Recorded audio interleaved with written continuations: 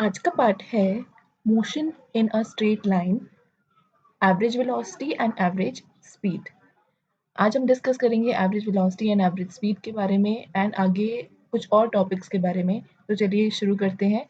NCERT हमारा main focus है, ये आपको पहले ही बता चुके हैं। जब भी कोई ऑब्जेक्ट मोशन में होता है उसका पोजीशन चेंज करता है टाइम के साथ, और कितना फास्ट उसकी पोजीशन चेंज हो रही है और किस डायरेक्शन में चेंज कर रही है वो डिस्क्राइब करने के लिए ही एक क्वांटिटी यूज करते हैं जिसको हम बोलते हैं एवरेज वेलोसिटी। ठीक है, कितनी फास्ट हो जा रहा है और किस डायरेक्शन में जा रहा है उसके लिए हम टर्म को यूज करेंगे एवरेज वेलोसिटी। एवरेज वेलोसिटी को हम डिफाइन करते हैं कैसे, चेंज इन पोजीशन या फिर displacement divided by time interval delta T. कितना डिस्प्लेसमेंट आपका हो रहा है, इसको हम डिनोट करते हैं वी बार से। ठीक है, वी बार से। अब इसको it is equal to x2 मतलब final position minus initial position upon में टाइम कितना लगा फाइनल पोजीशन पहुंचने में t2 minus initial time t1। अब ये चेंज जो आया है इसी को हमने बोल दिया है that is delta x upon delta t। So this is our equation. ठीक है, ये हमारा होता है एवरेज वेलोसिटी। अब जहाँ पे x2 और x1 पोजीशन है ऑब्जेक्ट की, टाइम x2 है टाइम t2 पर, x1 है टाइम t1 पर रिस्पेक्टिवली, और जो ये बार ये सिंबल एक स्टैंडर्ड नोटेशन होता है किसी भी एवरेज क्वांटिटी का। हम इसको इंडिकेट करते हैं कि एवरेज क्वांटिटी को ऐसे, और इसकी यूनिट भी होती है मीटर पर सेकेंड या फिर ऐसा यूनिट होती है मीटर पर सेकेंड, और बाकी हम डेली लाइफ में यूज करते हैं किलोमीटर पर आवर। क्लियर। इसके बाद डिस्प्लेसमेंट की तरह एवरेज वेलोसिटी भी एक वेक्टर क्वांटिटी है, मतलब कि ये डायरेक्शन पर डिपेंड करती है। कि एक्सप्लेन अर्लियर की motion in straight line direction, एक स्ट्रेट लाइन में डायरेक्शन किस हिसाब से हो सकता होगा, या तो वो पॉजिटिव डायरेक्शन में जाएगा, मतलब जिस डायरेक्शन में आपकी बॉडी मूव कर रही है उसी डायरेक्शन में जा रहा है तो पॉजिटिव, और अगर नहीं तो नेगेटिव। ठीक है, तो हम इसके अलावा और कोई नोटेशन यूज नहीं करते इस चैप्टर में क्योंकि हम motion in a straight line he discuss कर रहे हैं। ठीक है, इसके बाद एवरेज वेलोसिटी का जो स्लोप है वो कुछ इस तरीके से होगा, इसको हम अभी आगे एक्सप्लेन करते हैं। ठीक है, जैसे कंसिडर किया ये फिगर 3.3 है। ठीक है, consider motion of the car in figure 3.3। हमारी फिगर 3.3 ये रही। ठीक है, इसका ही मोशन हमने कंसिडर करा। ठीक है, इसके बाद बोला है the portion of the XT graph between t0 t equal to 0 seconds and t is equal to 8 seconds. It is blown up as shown in the figure 3.4 and as seen मतलब वो क्या कह रहा है, कहाँ से कहाँ तक, 0 सेकेंड से लेकर 8 सेकेंड तक। तो पहले हम अपने फिगर में देख लेते हैं इसमें कौन सा है। ठीक है, 0 सेकेंड से लेकर 8 सेकेंड तक। ठीक है, इतने टाइम के साथ वो स्टार्ट हो गया मूव करना, पोजीशन इसकी चेंज होनी स्टार्ट हो गई, बढ़नी स्टार्ट हो गई। इस केस में इसके हिसाब से जो एवरेज वेलोसिटी का प्लॉट है वो यहाँ पर गिवन है। ठीक है, इट इज ब्लोन अप मतलब चेंज होने लग गया। Now from the plot the average velocity of the car between t is equal to 5 and t is equal to 7 seconds is, अब इस 5 और 7 सेकेंड से यहाँ पर t is equal to 5 and t is equal to 7 second से इन्होंने क्या किया, कोई दो पॉइंट ले लिए, 7 को मान लिया इन्होंने p2 और 5 को मान लिया इन्होंने p1। दो पोजीशन इन्होंने ले ली और उसके बाद इसका इन्होंने निकाला that is x2 minus x1। x2 क्या है, p2 वाला पॉइंट। ठीक है, p2 को हम इधर लेके जाएंगे तो ये यहाँ पर कहीं पर इस पॉइंट पे आएगा और उसकी वैल्यू क्या है 27.4, और p2 किधर जा रहा है तो वैल्यू क्या है 10। तो ये जो वैल्यू है ये हो गई x2 और ये वैल्यू हो गई x1। ठीक है, ऐसे ही टाइम के लिए ये होगा हमारा t2 और ये वाला क्या होगा t1। ठीक है, कॉरेस्पॉन्डिंग वैल्यूज। ठीक है, ऐसे हमने इसकी पोजीशन टाइम ग्राफ से क्या निकाल ली है, एवरेज वेलोसिटी उस कार की। ठीक है, अब बस माइनस किया, इसको डिवाइड किया, हमारी वेलोसिटी आ गई 8.7 मीटर पर सेकेंड। ज्योमेट्रिकली ये slope of the straight line p1 p2 connecting the initial point p1 and p2 as shown in figure 3.4। मतलब हमने वहाँ पे एक पर्टिकुलर स्पेस ले लिया जहाँ पे हमने लगा कि एक स्ट्रेट लाइन जा रही है, तो हमने उस पोर्शन से उसकी एक अंदाजे से एवरेज वेलोसिटी निकाल ली है। ठीक है, क्योंकि अगर हम देखें, अगर हम बाकी पोर्शंस की बात करें तो वो फिर क्या होगा, कर्व जा रहा है फिर वो स्ट्रेट जा रहा है, उसमें हम एवरेज वेलोसिटी नहीं निकाल पा सकते। नेक्स्ट एवरेज वेलोसिटी के बारे में क्या बोला है, बहुत ध्यान से सुनिए। एवरेज वेलोसिटी पॉजिटिव भी हो सकती है और नेगेटिव भी हो सकती है, depending upon the sign of displacement, displacement के साइन के अकॉर्डिंगली।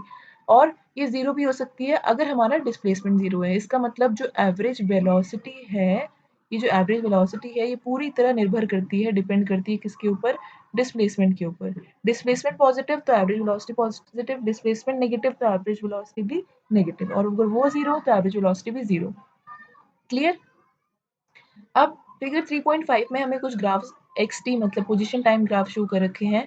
इसमें ऑब्जेक्ट मूव कर रहा है पॉजिटिव वेलोसिटी के साथ, नेगेटिव वेलोसिटी के साथ और रेस्ट पर।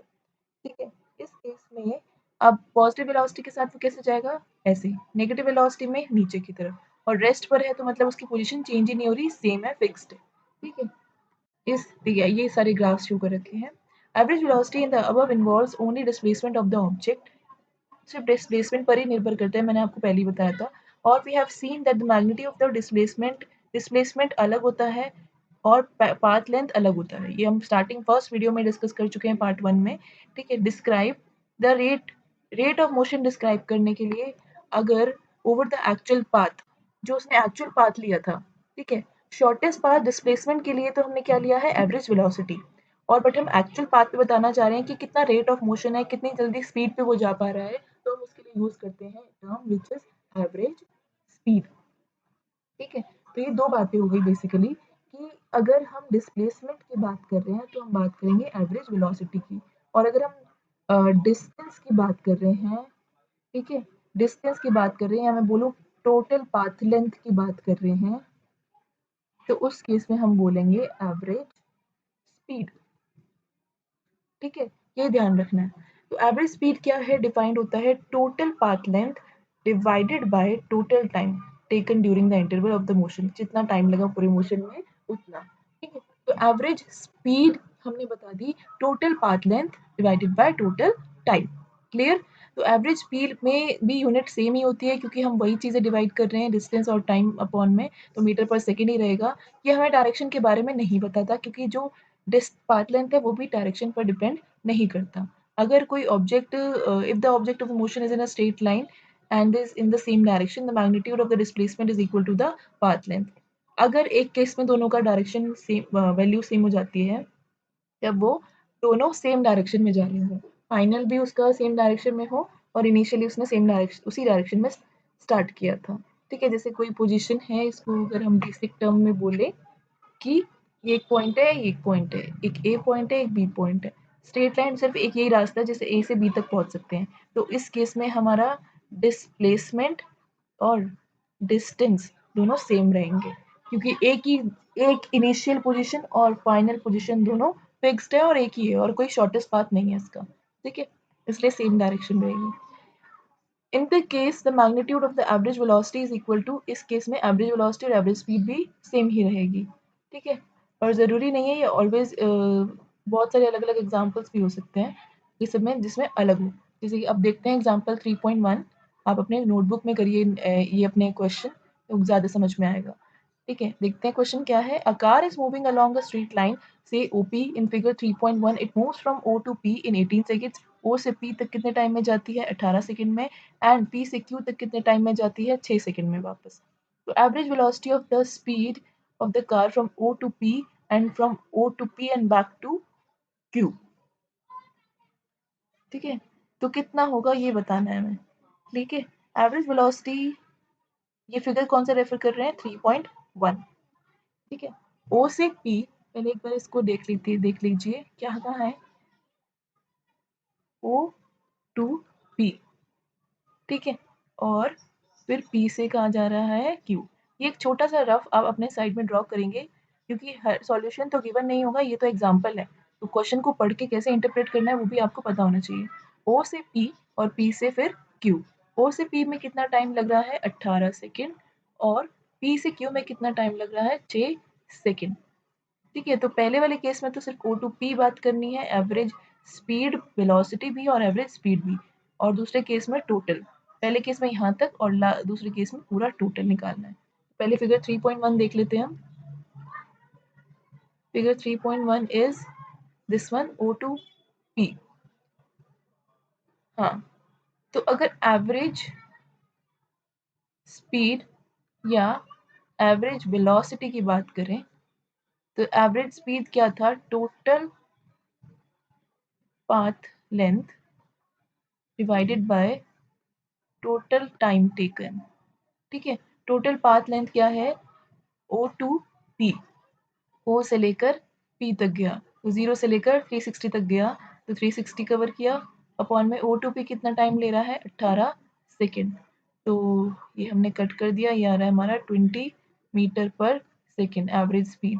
और वेलोसिटी क्या होगा, x2 माइनस x1 अपॉन में t2 माइनस t1। ठीक है, तो इनिशियली x2 क्या है 360 और ये इसकी पोजीशन क्या है 0 अपॉन में टाइम इसको कितना लगा है 18 ही लगा यहाँ से यहाँ तक में, तो ये भी सेम ही आएगा 20 मीटर पर सेकेंड। ये तो ये पूरा किसके लिए, फर्स्ट केस के लिए ओ टू पी के लिए। ठीक है, ओ टू पी के लिए। अब अगर हम बात करें O to P and then to Q, उसके उस केस में हमें निकालना है average speed and average velocity. ठीक है, एवरेज स्पीड तो क्या होता है, टोटल पाथ लेंथ। ठीक है, ये लिखेंगे, फिर उसके बाद हम बताएंगे ये क्या है। ओ टू पी गया 360 तो है ही। ठीक है, 360 तो है ही, फिर पी से वापस क्यू आए क्यू तक आया तो ये कितना है, कितने कितने का गैप है इसमें, 40, इट इज़ अराउंड 120। ठीक है, ये 120 है अपॉन में 18 plus 6 total time, 18 plus 6 total time ये लग रहा है इसको। ठीक है, इसके बाद हम इसको ऐड कर देंगे तो ये हो जाएगा 480 अपॉन में 18 प्लस 6 24, कट करेंगे, इट इज़ अगेन 20 मीटर पर सेकेंड। ऐसे ही एवरेज वेलोसिटी निकालना है हमें x2 माइनस x1 अपॉन में t2 माइनस t1। क्लियर। अब इसका फाइनल पोजीशन क्या है, इट इज़ 240 और इनिशियल क्या था 0।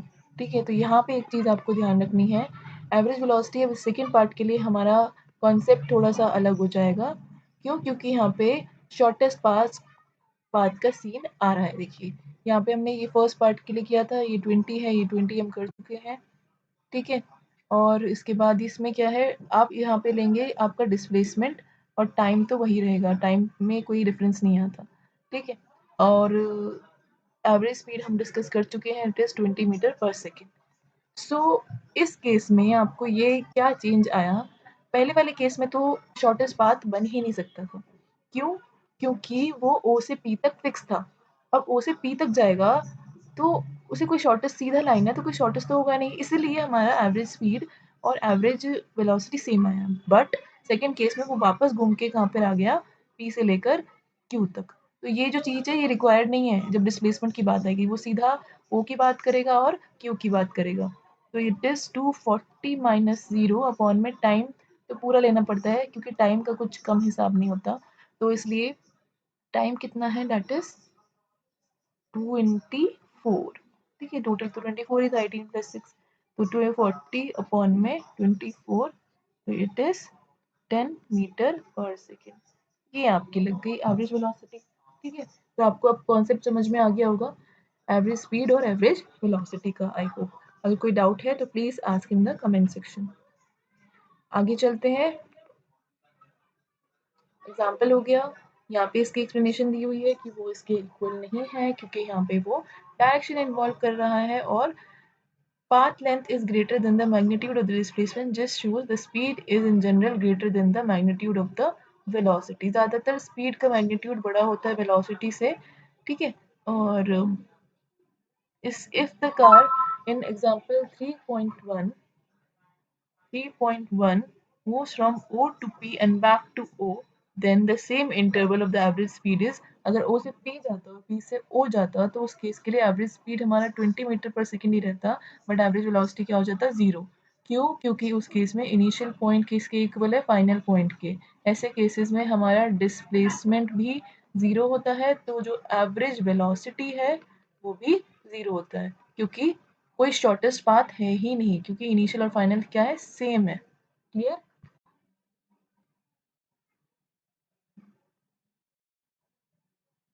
सो ये आपका एवरेज स्पीड और एवरेज वेलोसिटी के बारे में था। आई होप ये आपको समझ में आया हो। नेक्स्ट टॉपिक हम नेक्स्ट क्लास में डिस्कस करेंगे। पहले इतना ही आप समझिए और करिए इसको, इसके नोट्स बनाइए अपनी कॉपी में और कोई डाउट हो तो ज़रूर पूछिए मुझे कमेंट सेक्शन में। Okay, thank you for watching.